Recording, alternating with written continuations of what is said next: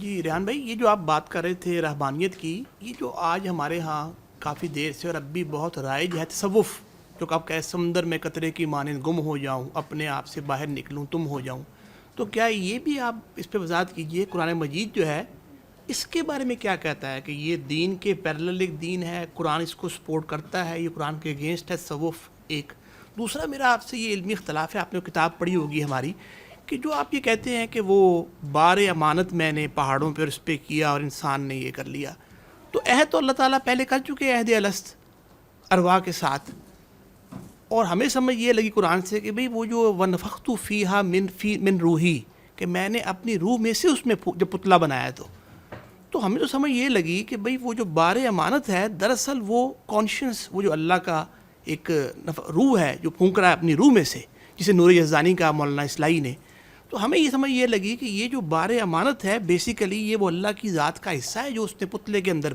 پھونک دیا۔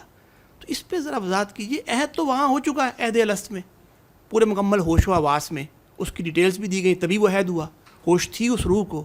تو یہ مجھے تھوڑا سا اس پہ اگر آپ کر سکیں تو۔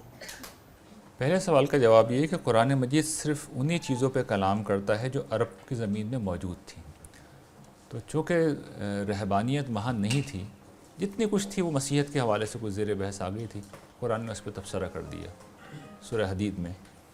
وہاں چونکہ زیر بحث نہیں تھا تو اس پہ تنقید نہیں کی ہے، لیکن پازیٹیولی اپنا نقطہ نظر بیان کر دیا۔ وہ جو آیت میں نے پڑھی ہے نا کہ اللہ خالق کل شیء وہو علی کل شیء وکیل، وہ ہر چیز کا خالق ہے۔ خالق اصل میں الگ کھڑا ہوا ہوتا ہے، مخلوق کا حصہ نہیں ہوتا وہ۔ تو اللہ نے ریلیشن واضح کیا ہے کہ وہ خالق و مخلوق کا تعلق ہے، عاشق و معشوق کا تعلق نہیں ہے۔ اسی طریقے سے قطرہ اور دریا کا تعلق بھی نہیں ہے۔ تو یہ چیز انفارچونیٹلی بعد میں مسلمانوں کے مین اسٹریم میں داخل ہو گئی۔ اور تیسری، میں نے اس کی بڑی تفصیلی تاریخ لکھی ہے، بعض آرٹیکل میں 2009 میں نے بہت ڈیٹیل میں آرٹیکل لکھ کے بتایا تھا کہ ابو ہاشم کوفی پہلی دفعہ انہوں نے یہ تصورات انٹروڈیوس کرائے، اور اس کے بعد وہ میں نے پورا تاریخی پس منظر لکھا ہے، کیا حالات تھے جس میں مسلمانوں کے پھر مین اسٹریم میں پھیل گیا اور یہ باقاعدہ اسلامائز کر لیا گیا۔ یہ یعنی اس کے لیے تصورات وہی تھے، اس کے لیے مسلمانوں نے اپنی اصطلاحات وضع کر لیں۔ وصال حق اصل میں کیا ہے؟ آتما کا پرماتما سے مل جانا۔ تو قرآن میں تو ایسا نہیں ہوتا، تو بس قرآن میں جو ہوتا ہے۔ دوسرے جو تک سوال کا تعلق ہے تو اختلاف تو سراخوں پہ جی، اس میں تو کوئی مسئلہ نہیں۔ میں اپنا نقطہ نظر واضح کر دیتا ہوں کہ جس طرح میں نے سمجھا ہے کہ اللہ تعالیٰ نے پہلے مرحلہ پر ساری مخلوقات کو، لگتا یہ کہ ان کی روحی اجتماعی کو اپنے حضور پیش کیا تھا۔ انا عرضنا الامانۃ علی السماوات والارض والجبال فابین ان یحملنها واشفقن منها وحملها الانسان، کہ ہم نے جو امانت تھی آسمانوں، زمینوں، پہاڑ سب پر پیش کی، یعنی ساری جو مخلوقات تھیں جو ان میں رہنے والی ہیں۔ آسمانوں کا ذکر کا مطلب یہ آسمانوں کی مخلوقات، زمینوں کا مطلب یہ زمینوں کے مخلوقات، یہ اس کے بین بین جو بھی مخلوقات ہیں، ان کے سامنے پوری پروپوزل رکھی گئی۔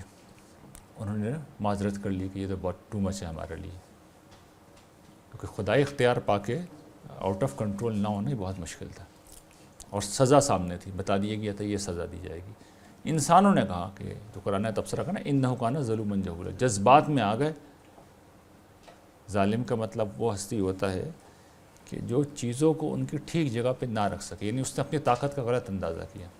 اور جہولہ کا مطلب یہ ہے کہ جذبات مغلوب ہو گئے، اور جنت مل جائے گی، بھائی کیا ریوارڈ ہے، کیا بات ہے، ابدی بادشاہی، خدا کے پڑوس میں رہنا، لاٹری نکلی آئی ہماری۔ اور دیکھیں تو لاٹری واقعی نکلی ہوئی ہے، لیکن نکالنے تب نکلے گی نا، لاٹری نکالنی پڑتی ہے، خود بخود نہیں نکلتی، اس کے لیے ہمت کرنی پڑتی ہے، محنت کرنی پڑتی ہے۔ تو اس مسئلے کو کوئی سیریسلی لیتا ہی نہیں ہے، پھر تو فیلئر ہی ہوگا۔ باقی مخلوقات نے سمجھ لیا تھا کہ یہ رسک فیکٹر بہت بڑا ہے، تو ہم جہاں ہیں خوش ہیں، مطمئن ہیں، بھئی اللہ کے حضور تسبیح کر رہے ہیں، حمد کر رہے ہیں، وجود ہے، ہم جو کچھ ہماری سطح زندگی اس پہ ہمیں دیا جا رہا ہے۔ جب یہ ہو گیا، اس کے بعد پھر اللہ تعالیٰ نے، یعنی چونکہ یہ روح اجتماعی کو خطاب کیا گیا تھا، تو پھر اس روح اجتماعی سے اللہ تعالیٰ نے جو ہے ساری اولاد آدم کو اول تا آخر نکالا۔ وَإِذْ أَخَذَ رَبُّكَ مِن بَنِي آدَمَ مِن ظُهُورِهِمْ ذُرِّيَّتَهُمْ، تو اخذہ کے الفاظ یہی بتا رہے ہیں کہ سب کو نکالتے چلے گئے، ایک ایک شخص کو انڈیویجلی پیش کیا۔ انہوں نے کہا بھئی انفرادی طور پہ بتاؤ انٹرسٹڈ ہو یا نہیں ہو. یہ بھی میرا فہم ہے ظاہر ہے جس طرح میں سمجھاؤں. تو اب قرآن نے تو اس واقعے کو بس یہیں تک بیان کیا ہے کہ وہاں پہ عہد الست لیا گیا کہ الست بربکم نے کہا کہ بلا کیوں نہیں. لیکن جس طرح میں نے اپنی کتابوں میں اس کو پیش بھی کیا ہے کہ ہر شخص سے اللہ تعالیٰ نے پوچھ لیا تھا. چنانچہ اگر جو بچے چھوٹی عمر میں ہی مر جاتے ہیں تو یہ لگتا ہے کہ وہی روحیں ہوں گی جنہوں نے کہا کہ اللہ میاں ہمیں معاف کیجیے ہمارے سے زیادہ یہ. تو اللہ تعالیٰ نے کہا چلو تم لوگ یہ کردار نبھا لینا, تم ایسے جنت میں چلے جاؤ گے. جو آپ جیسے حوصلہ مند لوگ تھے وہ کود گئے, ہمارے جیسے کچھ ضعیف لوگ بھی آپ کو دیکھ کے کود گئے, بس پھنس گئے اس کے بعد.